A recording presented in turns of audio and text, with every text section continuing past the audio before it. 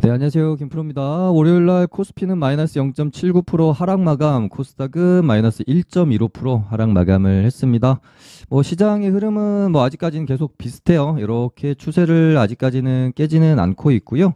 요 저점 추세선을 깨느냐, 아니면 다시 반등 후에 이 정고점을 돌파하기 위한 흐름으로 진행이 되느냐, 아마 이번 주 정도에는 방향성이 결정 지어지지 않을까 싶어요. 코스피도 마찬가지죠. 지금 이렇게 저점을 계속 일단은 추세를 깨진 않고 있습니다. 여기서 이런 식의 어떤 이탈, 중요한 포인트라고 하면 한 121선 정도가 될 것 같네요. 121선을 이탈하면서 이런 식으로 떨어지는데, 이제 중요한 거는 방향이 이렇게 확 흐름이 꺾일 때 어떤 악재를 동반하면서 꺾이느냐, 아니면 악재가 딱히 없는데 이렇게 꺾이느냐, 이런 부분도 사실은 중요하거든요. 근데 제가 월요일날 방송에서도 말씀을 드렸던 것처럼 지금 혹시라도 시장의 방향성을 확 꺾어버릴 수 있을 만한 악재는 지금 중국의 부동산 위기가 다시 좀 계속해서 뉴스상으로 대두가 되고 있는 상황이고요.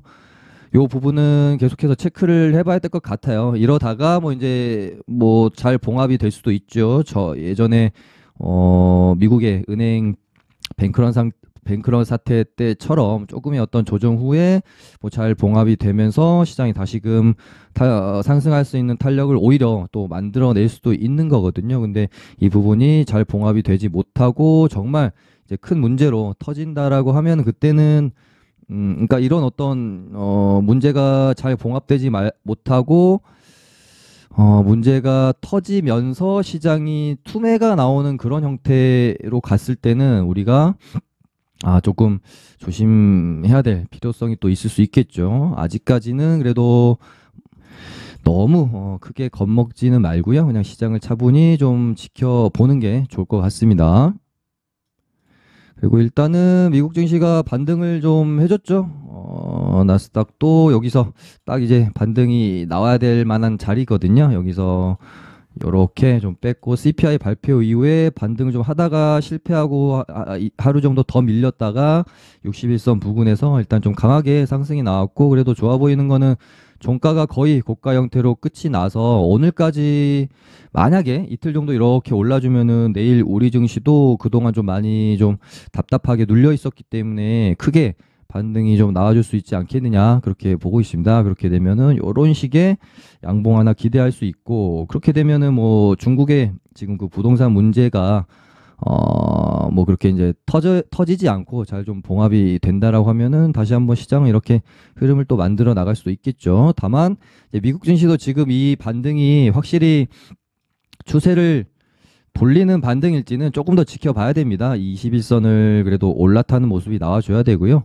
반등 나왔다가 다시 이런 식으로 이제 꺾일 수도 있기 때문에, 지금 한 8월 달은 사실 시장의 방향성이 모호한 상태로 흐름이 좀 진행될 가능성이 클 것 같아요. 확실히 뭔가 시장이 위로 가려는 그런 의지를 보여주거나 완전히 시장이 꺾이거나, 이렇게 이제 두 가지 중에 한 가지의 방향성을 좀 확인하고 나서 매매 전략을 좀 짤 필요가 있을 것 같습니다. 일단 지금 시장에서 초전도체 테마가 계속해서 불을 뿜고 있는 상황이고요. 대장주였던 신성 델타테크가 이제 제가 목요일날 방송에서도 말씀드렸던 것처럼 추가 상승이 나오면 금요일까지 추가 상승이 나오면 월요일날 거래 정지가 되기 때문에 이 신성 델타테크에 쏠렸던 수급이 이제 2등주 그리고 3등주 같은 후발주들로 수급이 분산되겠죠. 그러면서 2등주, 3등주도 크게 오를 수 있지만 한번 이제 관련주로 올랐다가 신성 델타테크를 제외하고는 사실은 거의 대부분의 종목들이 급등이 나왔다가 거의 이런 식으로 제자리까지 왔다가 파워로직스는 전고를 돌파하고 날아가고 있는 상황이고, 지금 아직까지 덕성이나 모비스 이런 애들은 전고점을 돌파를 해준 상황은 아니죠. 그 나머지 LS 전선 아시아나 원익 PN이도 좀 이제 많이 올라오면서 여기 전고점을 돌파했고, 제가 월요일날 방송에서 말씀드렸던 것처럼 이렇게 되면은 종목의 확산이 조금 더 계속 일어나면서 바닥에 있던 종목들이, 후발주들이 큰 상승을 좀 바닥권에서 보일 가능성이 또 있다, 그런 멘트를 좀 드렸었는데요. 요날이었던 것 같습니다. 네. 그러고 나서 월요일 날 좀 바닥에 있던 종목들도 다 이제 좀 잘 올라오는 상황이고, 일단은 조회 공시가 신성델타랑 파워로직스에 있었고, 월요일 날 이제 6시 장 마감 전까지 그러니까 이제 시간의 장 마감 전까지 오후 6시죠. 공시를 해야 되는 부분이 있었는데 뭐 파워로직스도 공시 내용 뭐 크게 별 다른 거는 없습니다. 뭐 현재한 시황 변동과 관련해 가지고요. 중요한 뭐 공시할 만한 내용이 없다 정도로 그냥 마무리를 어디 있죠? 아무튼 네, 지었고요. 신성 델타테크도 똑같이 여기 보면은 중요한 그냥 정보가 없다. 뭐 우린 모르겠다. 이런 식으로 마무리를 지으면서 이제 조회 공시로 인한 어떤 리스크는 이렇게 되면 이제 좀 사라졌다고 보는 게 맞을 것 같고요.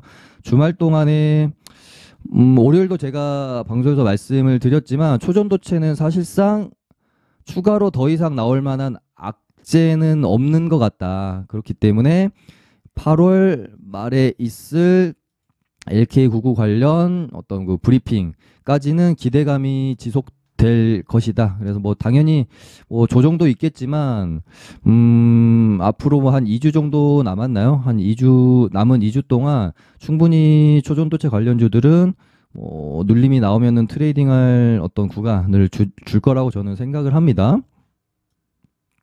그래서 좀 이제 시나리오를 좀 잘 짜봐야 될 것 같고요. 혹시라도 뭐 미국 증시가 오늘까지 또 상승을 하면 내일 우리 증시는 뭐 높은 확률로 뭐 양봉 마감할 가능성이 크다라고 보면 지금까지 또 초전도체가 사실 너무 많이 올랐고요. 내일까지 이제 신성 델타테크가 만약에 뭐 갭도 좀 높게 띄우고 슈팅이 또 나오게 된다라고 하면은 단기적으로 조금 너무 이제 부담스러운 구간으로 접어들잖아요. 이제 급등주가 매매거리에 정지되고 또 하루 오르고 또 뭐 이렇게 정지되는 순으로 갈지 아니면 내일은 좀 단기적으로 많이 좀 부담스러운 구간이기 때문에 좀 차익 실현 매물이 나올지 이런 부분들을 좀 지켜봐야 될 것 같고요. 당연히 이제 신성 델타테크가 어떻게 움직이냐에 따라서 뭐 파워로직스 지금으로는 뭐 파워로직스가 2등주라고 봐야 될 것 같고요. 3등 뭐 4등이 이제 덕성이랑 모비스 쪽이고 나머지 후발주들이 좀 따라오고 있는데 얘네들도 뭐 이제 갭 띄우고 좀 이렇게 차익 실현 매물이 나오면서 음봉의 형태로 갈지 조정의 형태로 갈지 좀 지켜봐야 될 것 같습니다. 그래서 초전도체 관련주들이 만약에 내일 뭐 추가적으로 상승이 나오지 못하고 조금 이제 조정 구간으로 들어간다라고 하면 그러니까 뭐 더 오르기보다는 저는 조금 뭐 조정의 가능성이 있다라고 뭐 보는 것도 만약에 우리 증시가 올라야 된다라고 하면은 지금 그동안 초전도체가 오르면서 수급을 완전히 뺏겨서 조정 구간이 많이 나온 지금 뭐 에코프로도 많이 하락했죠. 한 이틀 동안 거의 뭐 한 10% 가까이 빠졌다가 꼬리를 일단은 좀 달고 끝이 났는데요. 어쨌든 증시를 반등을 시키려면 지금 많이 빠졌었던 2차전지 에코프로 BM 뭐 에코프로 HN도 보면은 이날부터 해서 거의 사음봉이기니까 21선 올라올 거고 이런 구간 안에서 반등이 한 번 정도는 나와야 될 구간이라고 본다라고 하면 2차전지도 반등 가능성이 충분히 있고 그리고 포스코 인터내셔널이 요날 힘있게 좀 양봉을 말아줬습니다. 저는 한 21선까지는 밀고 여기서 다시 이제 돌아가는 흐름을 잡아가지 않겠느냐 그렇게 생각했는데 생각보다 굉장히 강한 흐름이었어요. 이렇게 되면은 다시 이 정고점 돌파에 대한 기대감이 또 살아날 수 있겠죠. 거기다가 반도체 관련주들도 최근에 너무 많이 빠졌기 때문에 그리고 미국장 엔비디아가 한 7% 정도 상승 마감을 했죠. 그래서 반도체주들도 어느 정도 상승이 나온다라고 가정을 하면 뭐 2차전지 반도체 쪽에서 반등이 나올 거고 그렇게 되면 또 이제 초전도체 쪽에서 수급이 살짝 이쪽으로 또 이동을 할 수 있기 때문에 힘이 조금은 또 빠질 수 있지 않겠나 그런 일단은 시나리오를 좀 가지고 있고요. 초전도체가 만약에 뭐 내일도 이제 뭐 갭 띄우고 계속해서 상승하고 고가권에서 머물고 있다라고 하면 또 뭐 2차전지나 반도체의 그 반등의 어떤 세기라고 해야 될까요? 그 세기가 조금 약할 수는 있겠죠. 반대로 초전도체 테마가 만약에 뭐 투매가 나온다든지 뭐 이런 식으로 좀 조정이 조금 드라마틱하게 나오면 그때는 수급이 또 뭐 2차 전지랑 뭐 반도체나 뭐 제약 바이오가 될 수도 있고요. 이쪽으로 수급이 확 쏠릴 가능성이 또 있습니다. 그래서 지금 어찌됐건 시장은요. 초전도체 vs 여타 다른 어떤 뭐 섹터 종목이라고 해야 될까요? 얘 때문에 어찌됐건 수급적으로 피해를 본 애들이 초전도체가 조정이 나올 때 반사익을 세게 또 가져갈 수가 있는 부분. 그래서 이 수급의 어떤 시속 게임을 장중에 잘 캐치를 해서 흐름을 잘 탈 필요가 있을 것 같습니다. 그리고 뭐 아까 말씀드린 대로 초전도체는 더 이상 뭔가 나올 만한 악재가 뭐가 있을까 생각해 보면 그렇게 일단은 많지 않고요. 지금 다시 한번 이제 TFT 팀을 꾸려서 초전도체 검증에 들어가 있는 상태인데 여기서 검증을 마치고 뭐 아무리 봐도 초전도체 가능성 뭐 낮다라고 하는 정도 지금은 요거가 악재가 하나 있을 것 같고 그렇다라고 해도 LK99에 대한 뭐 정말 지금 기대감을 굉장히 많이 갖고 있는 8월 말에 있을 브리핑 전으로 만약에 TFT 쪽에서 악재가 나오면 한번 쭉 또 뭐 하한가까지 밀었다가 다시 또 요 브리핑을 앞두고 또 급등을 시키고 이런 식으로 또 갈 수가 있어요. 앞 구간에서 굉장히 좀 세게 한번 흔들었던 것처럼 그런 어떤 박자를 좀 잘 타서 초전도체 관련주는 매매를 해야 될 것 같습니다. 그래서 그래도 어찌됐건 이제 일정이 한 2주 정도는 남았기 때문에 혹시라도 고가권에서 이렇게 이제 따라가는 매매를 좀 잘 못하시는 분들은 눌림이 좀 길게 뭐 2음봉 이상이라든지 이런 식으로 좀 길게 나오고 가격이 뭐 예를 들면 이런 구간 안에서 하방 경직성을 좀 뛸 때라든지 이런 구간에서 뭐 공략 매수 타점을 좀 잡아보는 것도 나쁘지 않을 수가 있겠죠. 그리고 지금 뭐 신성이나 파워나 뭐 덕성, 모비스 이런 애들로 수급이 계속해서 몰리면서 좀 이런 애들만 가는지 아니면 수급이 퍼지면서 뭐 후발주들도 갑자기 그러니까 이런 부분도 잘 체크를 해야 될 것 같아요. 뜬금포로 뭐 예를 들면 한양 ENG나 뭐 이런 애들이 어느 날 갑자기 대장으로 치고 나오는 그런 현상이 나왔을 때 그렇게 됐을 때 뭐 경고딱지 달고 있는 애들에서 수급이 좀 줄고 아직 경고딱지 안 달고 있고 바닥권에서 이제 올라오는 애들 이런 애들이 이런 애들이 이제 뭐 이런 애들이 한번 치고 나오면 그러니까 후발주로 있는 애들 중에 어느 종목 하나가 갑자기 뭐 상한가를 간다든지 이런 식으로 치고 나오면 분위기가 또 확 바뀔 수 있습니다. 그러면은 뭐 지금 비츠로테크나 이런 애들도 뭐 이런 고점을 넘길 수가 있는 거잖아요.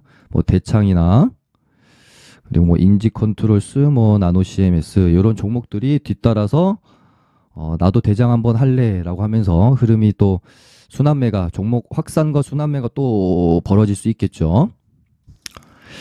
그리고 뭐 섹터 쪽에서는 2차 전지랑 반도체의 어떤 그 조정에 대한 반등 기대감을 제외를 한다라고 하면 지금으로서 뭐 가장 좋게 보고 있는 쪽은 역시나 로봇 쪽이랑 AI 섹터입니다.